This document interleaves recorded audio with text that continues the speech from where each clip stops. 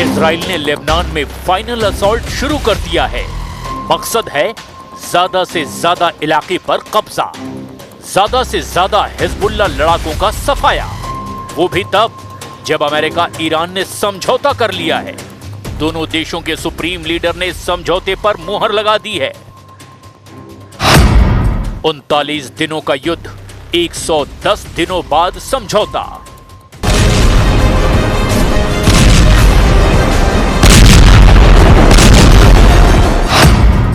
विजेता कौन, अमेरिका या ईरान?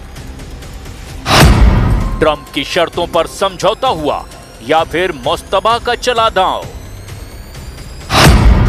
ईरान ने क्यों कहा 12 दुश्मनों को माफी नहीं मिलेगी?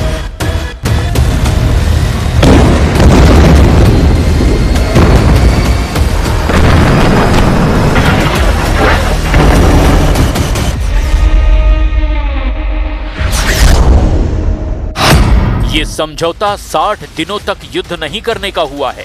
मतलब ये फाइनल समझौता नहीं है, क्योंकि ट्रंप को भी अभी ईरान पर डाउट है। लेकिन ईरान को कोई डाउट नहीं, ईरान युद्ध के लिए बिल्कुल रेडी है। वजह इजराइल है। इजराइल ने ताबड़तोड़ हमले जारी रखे हैं।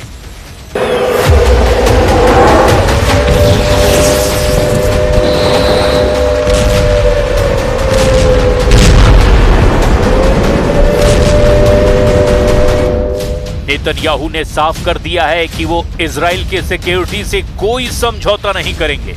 उन्होंने दो टूक कहा कि ईरान को कभी भी परमाणु हथियार नहीं बनाने देंगे। दक्षिणी लेबनान के बफर जोन से भी इजरायली सेना पीछे नहीं हटेगी। यानी ट्रंप की शांति पहल के बीच नेतन्याहू ने नया सख्त संदेश दे दिया है। मगर ईरान चाहता है कि स्थायी समझौता तभी होगा जब इजराइल लेबनान से वापस लौट जाए। हालांकि अमेरिका की दलील है कि इजराइल की वापसी वाली शर्त इस डील में शामिल नहीं है। मतलब ये कि समझौता दिखावे के लिए भले ही कर लिया गया, लेकिन बारूदी टकराव की पूरी गुंजाइश बची हुई है। क्योंकि इजराइल लेबनान में जितनी जमीन पर कब्जा कर चुका है, वो उसे छोड़ने के लिए तैयार नहीं। इजराइल धमकी दे रहा है कि अगर ईरान ने एटमी प्रोग्राम बंद नहीं किया तो युद्ध तेहरान तक फैलेगा। इजराइल चेतावनी दे रहा है कि अगर ईरान ने मिसाइलें खत्म नहीं की तो उसे दोबारा दहलाया जाएगा।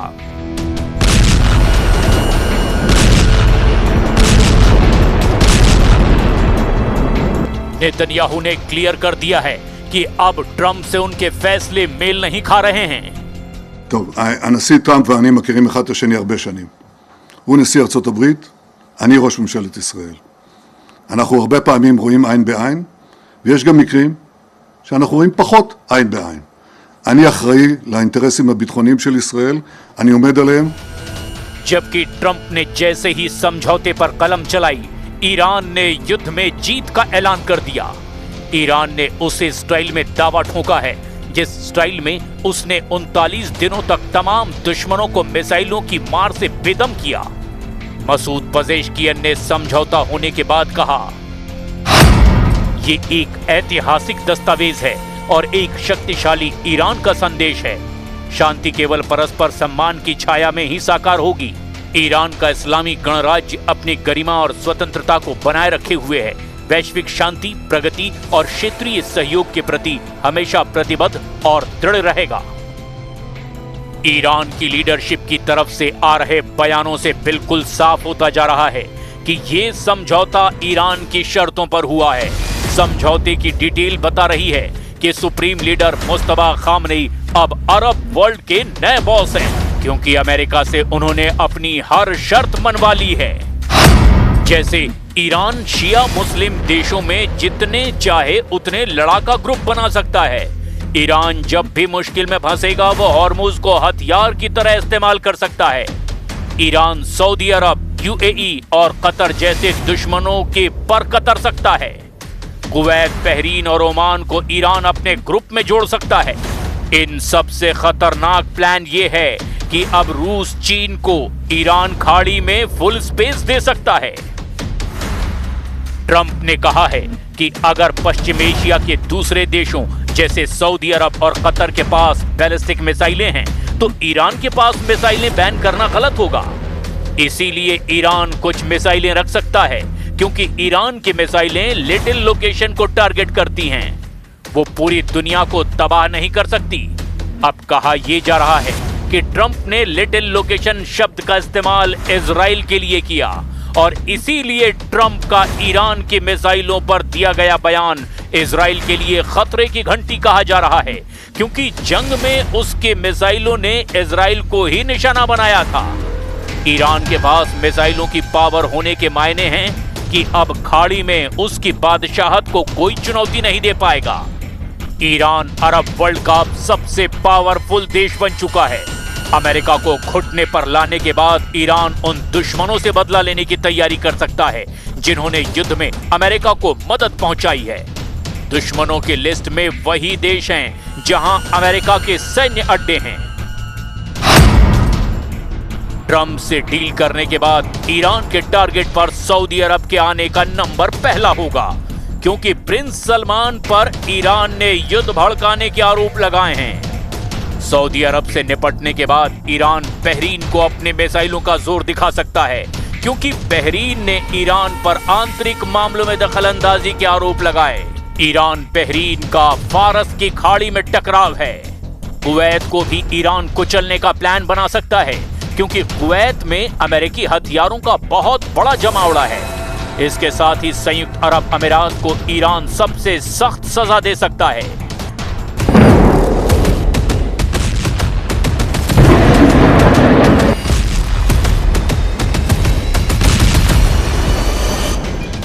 ईरान के बारूदी रुख का अंदाजा बस इसी से लगाया जा सकता है कि अमेरिका से समझौते के बाद ईरानी लीडर अपनी सेना की तारीफों के पुल बांध रहे हैं। ईरान ने समझौते को सुपर पावर पर बहुत बड़ी जीत साबित करना शुरू कर दिया है।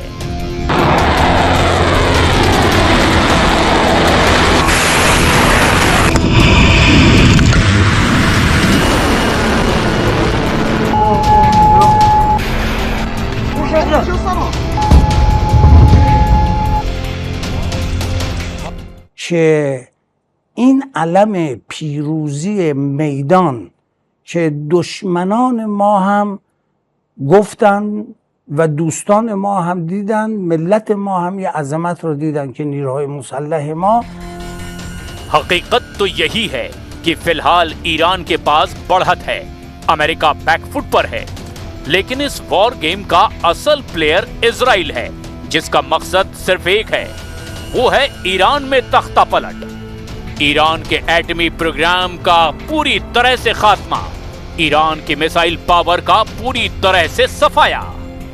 इजराइल अपनी कोशिशें जारी रखे हुए है। हालांकि अमेरिका के बिना इजराइल कितना कामयाब होगा ये कहना मुश्किल है।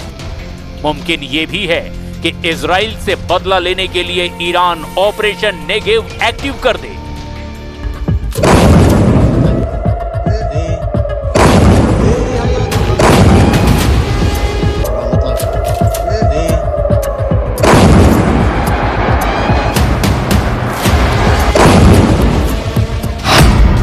आखिर क्या है ऑपरेशन नेगेव? इजराइल को कैसे चोट पहुंचाना चाहता है ईरान? तो जवाब है खून का बदला खून और परमाणु का बदला परमाणु होने जा रहा है। ईरान ने कह दिया है कि युद्ध तुमने शुरू किया, इसे खत्म हम करेंगे।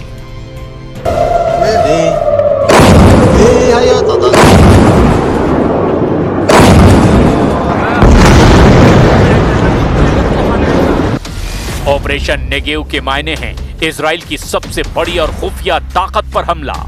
ऑपरेशन नेगेव अगर कामयाब हुआ तो समझ लीजिए कि इजराइल की आधी ताकत खत्म हो जाएगी। इस बात का भरोसा ईरान के सर्वोच्च लीडर मुस्तफा खामनी ने अपने कमांडरों को दे दिया है। ईरान की लिस्ट में इजराइल के कई टारगेट हैं। पहला टारगेट तेल अवीव यानी इजराइल की राजधानी। दूसरा टारगेट हाइफा पोर्ट सिटी। तेल अवीव और हाइफा दोनों जगह ईरान की मिसाइलें पहले भी बरस चुकी हैं। तीसरे टारगेट पर इजराइल का सबसे खास परमाणु ठिकाना है नेगेव में डिमोना रिएक्टर पर जहां ईरान किसी भी वक्त हमला कर सकता है। चौथे टारगेट पर इजराइल का सबसे खतरनाक मिलिट्री बेस नेवातीम है, ये भी नेगेव में है। इसीलिए नेगेव के 2 बड़े अड्डों को टारगेट पर लेकर ईरान अपना ऑपरेशन नेगेव शुरू कर सकता है। ईरान जानता है कि अमेरिका की ऐसी ताकत है जिसका वो सीधे सीधे मुकाबला नहीं कर सकता, लेकिन हाइफा और तेल अवीव वाली बमबारी से वो अमेरिका को हद में रहने के लिए आगाह कर सकता है, क्योंकि ऑपरेशन नेगेव में उन अमेरिकी अड्डों पर बमबारी का प्लान भी है जहां डिफेंस सिस्टम की दीवार नहीं, खाड़ी देशों में अमेरिका के जितने भी अड्डे हैं वहां उसके बहुत ही खतरनाक हथियार हैं। यहां अमेरिका का F-16 भी है, F-15 भी है, F-18 भी तैनात है और मौके मौके पर F-22 और F-35 जैसे स्टेल्थ फाइटर भी अमेरिका यहां तैनात करता रहता है। इसमें ईरान के लिए सबसे बड़ा खतरा है कतर का अल उदैद एयरबेस, जो पूरे पश्चिम एशिया में अमेरिका का सबसे बड़ा मिलिट्री बेस है। यहां अमेरिका के अलावा ब्रिटेन की रॉयल एयरफोर्स भी तैनात है। दोनों देशों के यहां करीब 150 फाइटर जेट और बाकी विमान और ड्रोन भी तैनात रहते हैं। यहीं से अमेरिका पूरे पश्चिम एशिया पर नजर रखता है।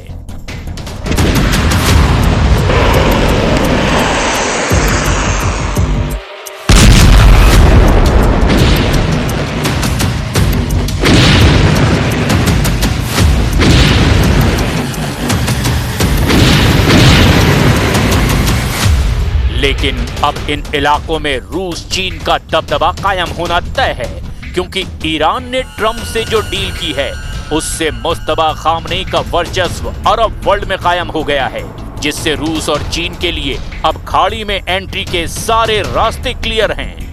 रूस और चीन दोनों ने युद्ध में ईरान का खुलकर साथ दिया है। ये दोनों देश ईरान को अब हाईटेक हथियारों से लैस करने का मौका हाथ से जाने नहीं देंगे। ये बात भी पक्की है कि जैसे ही रूस चीन का दखल बढ़ेगा, अमेरिका खुद को खाड़ी युद्ध से दूर नहीं रख पाएगा। जाहिर है ट्रंप जिस मुसीबत से पीछा छुड़ाने के लिए 300 अरब डॉलर का हर्जाना देने के लिए तैयार हुए हैं, वो व्हाइट हाउस की बाउंड्री के पास ही मंडरा रहा है।